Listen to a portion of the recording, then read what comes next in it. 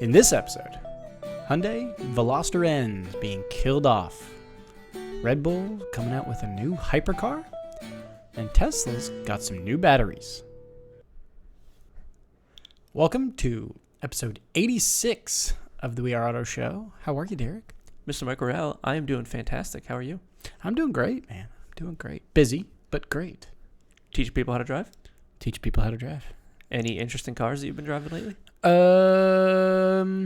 Spent some more time in the Type R. Other than that, just a Corolla. Ooh. It's better than a beige Lexus. Yes. Maybe. But I digress. Shall we move into some news? Let's do it. Okay, so I'm going to start today with some bad news. I'm very sorry. So, let's talk about hot hatches. Okay. We have Golf GTI, we have the GR Corolla, and then we have one of your favorite-ish new hot hatches, which would be the Veloster. The Hyundai Veloster N. Mm-hmm. Got bad news about the Veloster N. Uh-oh. It's dead! Uh-oh. No! Scheduled for assassination. Why? Well, they're saying that it's being killed off after 2023 because the decision is due to the introduction of the Elantra and Kona N models. Oh. But wait a second. The Elantra N, it's not a hot hatch. Mm-mm. It's a hot sedanish thing. Hot-ish, sedanish Maybe. thing. And then the Kona N, not a hot hatch. It's just like a Nissan Puke Nismo fighter. Yeah. So, I'm not a fan. No, I'm not either.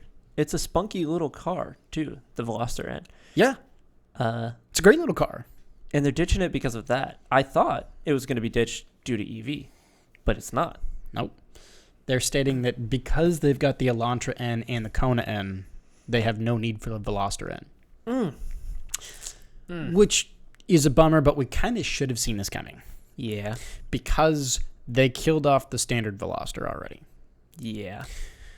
So if they're killing off the standard Veloster, well then wouldn't it stand to reason they're going to kill off the Veloster N? Yeah. Yeah, I'm not super stoked about this. No. It would be weird for them to kill off the Civic and keep the Type R. That correct. Yeah, exactly. Like, let's kill off the GTI. Well, yeah, but we'll kill off the Golf, but we'll keep the GTI. Right. Or we'll kill off the GTI, but we'll keep the Golf R. Doesn't work. Doesn't make any sense whatsoever. Do you think that they will replace the hot hatch? No. I think you're right. That's what scares me, is the one category of car that you and I both think that there should be way more competition is now being told that we get less competition. Yeah. Like, we started the year strong with the mindset of bring us all of the hot hatches, the Veloster N and the GR Corolla and the GTI and the Fiesta ST or the Focus ST and all of the hot hatches, and now they're just dropping like flies. Yeah. No. This is the only one to drop, though, right? Yes. So far. But I'm fearful of others. All good things must come to an end. No, they must not. Things can live on forever. The 911 will eventually become an EV. Don't you put that evil on me, Ricky Bobby. Just Don't you do that. Don't you put that evil on me. No. All right. But yeah, bad news. The Veloster N is now dead after 2023. So get him while you can. Because if you want a hot hatch that's not a GTI or a Corolla or a Ford, this is kind of your last option now. Last question. Do you think Veloster N's right now, if you were to pick one up, would it appreciate in value? Yes. I think you're right. I think so, because I think it's going to be the last Hyundai that people will ever actually want to buy. Yeah, and want to drive. Yep, because why else do you get a Hyundai? Because you've run out of other options. Mm-hmm.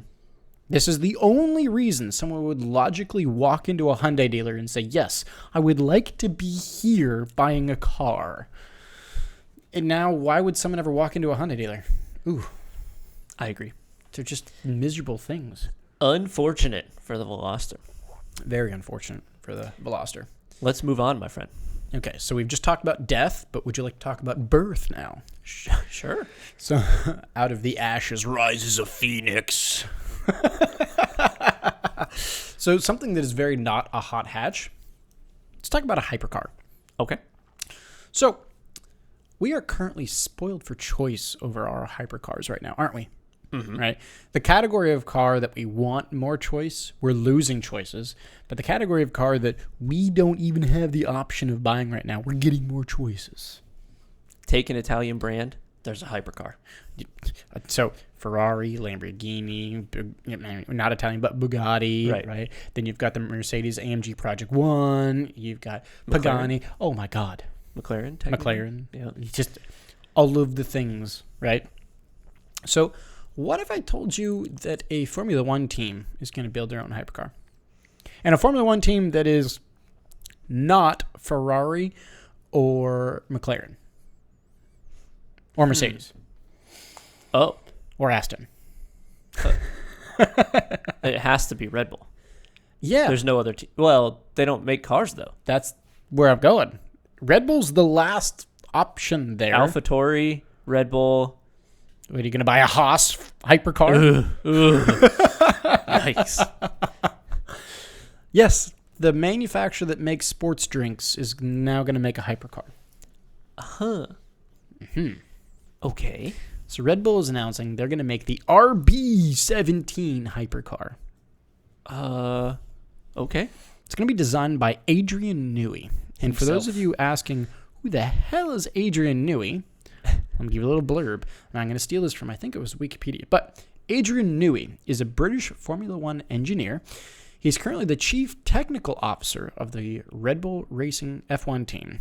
Newey has worked in both F1 and Indy as a race engineer, aerodynamicist, designer, and technical director, and has had success in both disciplines. And he's quite the personality. He is. Yes. So Red Bull is going to get into the car-making game. Yeah. The weird thing about this is a spawn-off business unit of an energy drink. Yeah. It's technically still kind of owned by Red Bull, but it is a separate business unit, and they're going to start making cars? Apparently. Are they going to plaster Red Bull badges all over their cars? I don't know what that's going to look like. Oh. Is it just going to be like the Bull as a badge, or what's that going to be? I will say their F1 theming on their car, the livery on their car, does look pretty good. Looks good, yeah. Yeah, it's not bad. But going from, I guess they're going hypercar. So it's essentially like you are building one-off cars. They are building one-off cars. They are for track only, so they are not going to be road legal. Okay. Which I guess coming from thinking of like an engineering standpoint, that's the way to do it if you haven't been building road cars for many years. Yeah. Because you don't have to adhere to all the safety and all the crash tests and all the mumbo-jumbo that NHTSA, the National Highway Traffic Safety Administration, is going to make you do. Yeah. So let me get a little more in-depth here. Okay. This fancy new track-only hypercar is going to be limited to only 50 cars. That's 50 cars. That's more than I thought, but okay. So it's more than you may have thought, but less than you would hope for, right? Less than the other manufacturers. Exactly. Yep. So it's going to be priced at a nice, cheap $4.1 million. That'll buy you about one race engine in F1. I don't think that would even buy you one engine. That might buy you a pair of mirrors. Or the one button that controls the driver traction control setting. Yeah. Yeah, it's going to be a $4.1 million track-only hypercar, limited to 50 cars, and it's supposed to be kind of in customer hands by 2025. Okay. They just announced it. So this comes after Red Bull and Aston had jointly developed the Aston's hypercar, the Valkyrie, which you and I talked about, right? Yep. And the Valkyrie is that current, it's like blending an F1 car and an LMP1 car for the street. Here it is. The Valkyrie, correct. Yep. So that's the Valkyrie that we're looking at, and it's the most mental thing in the world, and it's maybe my favorite hypercar out right now because it has a 6.5-liter naturally aspirated V12, and it sounds like the V12 era of F1 car. Yes. And oh my dear sweet baby Jesus, it is orgasmic to listen to. It sounds amazing. God, it's so good. And if you're looking for sound clips, a buddy of ours that we had on the We Are Auto show, he on YouTube is Aerial Automotive. Evan, he posted some videos of the sound of the Aston Valkyrie. But this new Red Bull RB17 comes after Aston and Red Bull jointly developed that Valkyrie that we talked about.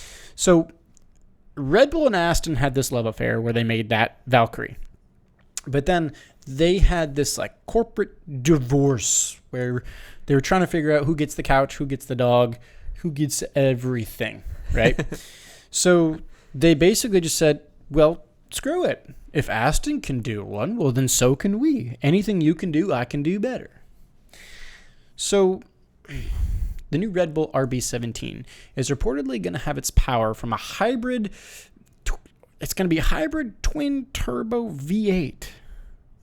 Sounds F1 to me. And it's supposed to be making at least 1,100 horsepower, which does make it about 100 horsepower more than the Valkyrie.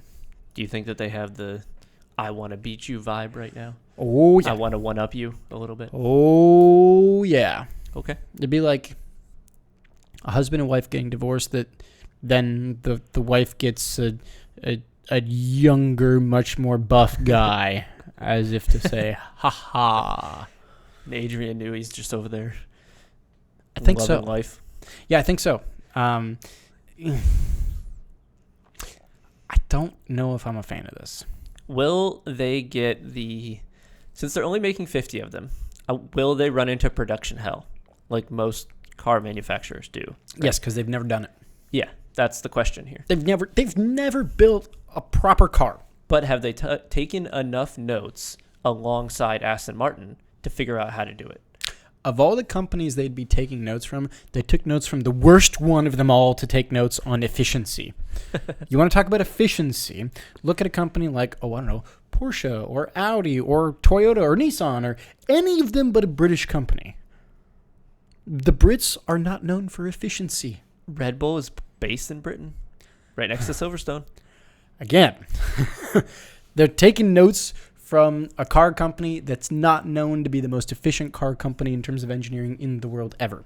So, eesh. When your friends are doing it that way and your neighbors are doing it that way, you don't know any other way to do it. You're right. But I fear they're getting in customer hands by 2025 is a bold statement. Is that Elon time? I think that's Elon time, 2025, turning 2028. Yeah, 27, 28, something That's like that. more like what I'm thinking. Thinking you're probably right. But it just, why are we getting another hypercar? We've got the AMG Project 1. You got the Aston Valkyrie. You've got the Ferrari Daytona SP3. You've got the Lamborghini, what was their latest one? The new Countach is coming out. Then you've got, I guess the Countach isn't technically a hypercar, but you get the idea. What's the point in it? Assume this goes well. Do you see them making another car after this and going 5,000 units? Nope. I don't. I see this literally as just revenge. Literally the only reason I see them doing this is just as anything you can do, I can do better. Nah. I'm also surprised that they're building the engine because Honda does their engine at F1 right now. And I'm surprised that they're not partnering alongside that. Red Bull's confused. I know Red Bull does want to get into the engine building business, and that's kind of been their big crux for a while in F1 is consistency along the powertrain and not having it and being mad at their contracted team that has it. Interesting. Or will Porsche be the one supplying the power plant as they're getting into F1? Could be. Maybe. We're going to find out. Let's plaster some Penske all over some F1. Let's go. All right. You got any news? Yes, it's time to move on, my friend. Okay, what you got? So there is some EV-esque news. And I know EV-esque. you're not a huge fan of that, but that's all right. Not particularly. I want to tell you a couple numbers, and maybe you'll understand this, maybe you won't. Specifically, this is around Tesla. Okay. So Tesla's coming out with their new batteries. And to give you insight, at least to give you a visual representation of their new batteries, this is a picture of their old batteries versus their new batteries. So you see this. So one goes in the remote, one goes in the controller, the big flashlight, and then one goes in the big flashlight. Yeah. There's 3 different kinds of batteries here. They're all done by Panasonic. They have numbers associated with them for the manufacturing purposes. The far right battery, the biggest one, which is 4680 is what it's known as in the industry, is the new one that's coming online. Okay. Following so far? So far. Cool. The 4680 batteries are starting to be used in cars that are coming out of their Giga Texas plant. Not quite their California plant, more their Texas plant at the moment. And the interesting thing about them is that the range on these cars is less. Ooh. But that's by design. Why? That's where you ask the question. So the capacity of the old battery packs, and I believe that these were using the 1865s, the small batteries. What looks like a AAA. Yes, the small batteries, was around 75 kilowatt hours. Okay. The new batteries are 55 kilowatt hours, which is interesting. Yeah, why? Why? Because the efficiency is significantly better. The range goes from 303 miles to 279. Ooh, that's a big drop. It's 20 miles-ish, 20 to 25 miles. That seems like a big drop. Okay, but then you look at the capacity, the overall capacity went from 75 to 55. Doesn't that mean it's going down? It is, but it's going down, and they're using these batteries in a manner to construct the car that's different than what they've done before. So if we take a look at this is their new battery pack with a cutaway, and they actually showed this off at their manufacturing plant. And you can see all the little individual batteries there, and they're all lined up, but the actual battery pack itself is a structural part of the car. Okay. And this is the first time that they've done this. I believe that other manufacturers are trying to do this or in the process of implementing this. And there's actually a video that came out today on YouTube on a channel called Monroe Live, where they took apart the car and they dropped the battery pack off the car. They took it down and lifted the car up. And people were literally sitting in the seats as the shell of the car raised up, and the rest of it was there. And the whole, like the interior where you have the 2 seats, the center console, all that stuff was just bolted directly to the battery pack. Weird. Yeah, very weird. Now, there are new materials being used in these batteries, and we don't exactly know what it is yet. Tesla talked about it in their battery day. They're trying to move less lithium because that's becoming more of a scarcity problem and a cost issue, and more over to like other materials. I don't even know what it is off the top of my head. But basically, it's going to end up it's going to cost 65 to 70% less to produce these batteries. So good for them. Good efficiency in manufacturing, which is a positive. The new batteries do charge faster too. You can go significantly faster. Significantly, you can go from 0 to 80% in 30 minutes. That's way better. Not good enough, but way better. The old one was like an hour to an hour and a half. Yeah. So we're talking charging ability is doubled or tripled. That's the good. Speed of charge. That which is seems really good. like a good thing. Yes. And we're going to start to see these roll out to a bunch of other facilities over time. It's going to take a little bit of time. But I'm curious to see if this tech does hold out. But also, why didn't they go ahead and if they can fit more density in these packs, why didn't they just give it a longer range version? Because it seems like that's what most people want. But I guess that they have the idea that 300 miles is about the cap, and we want to start reducing cost and making it easier and more structurally efficient to manufacture these. Yeah. And just in the long term, get close to 300 miles and then just make this as easy to manufacture, and then finally the range will catch up later. and if you make it easy enough to manufacture, you create your whatever they're talking about for their new model, but they want to make one that's $25,000 and still have 300 miles. And I think that that's the sweet spot. Huh.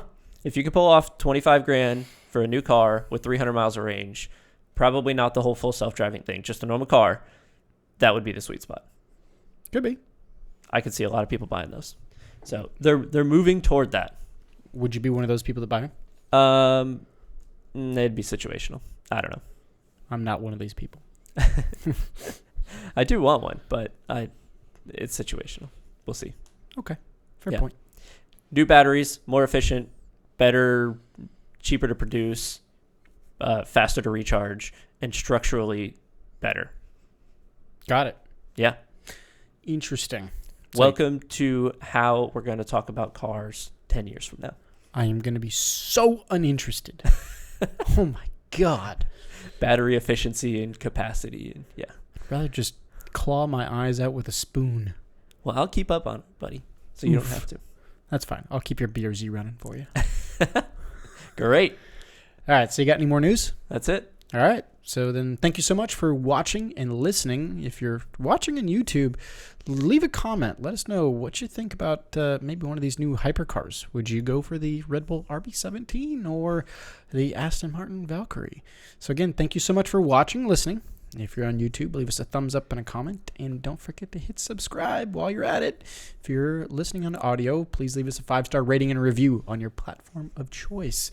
Don't forget to follow us on social. Facebook is We Are Auto. Instagram is We Are Auto _. YouTube is We Are Auto. And our website is weareauto.io. So again, thanks so much. Catch you guys in the next one. Peace.